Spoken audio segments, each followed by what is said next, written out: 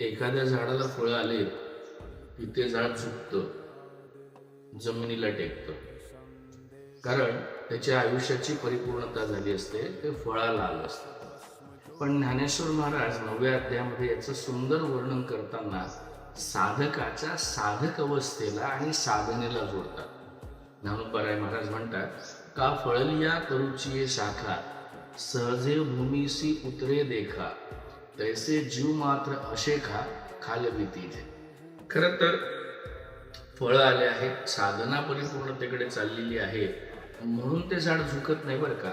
त्याच्यामध्ये एक सुंदर प्रेमभाव असतो, एक संवेदना असते, जी वारकरी संप्रदायाचं मूळ द्योतक आहे. ती फांदी, ते झाड जमिनीला का बरं वागतं माहित आहे?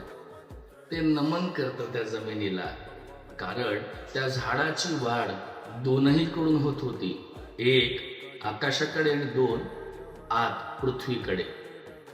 यालाच हरिपाठामध्ये ज्ञानोबाराय महाराज म्हणतात, हरितया सांभाळी अंतर्बाह्य.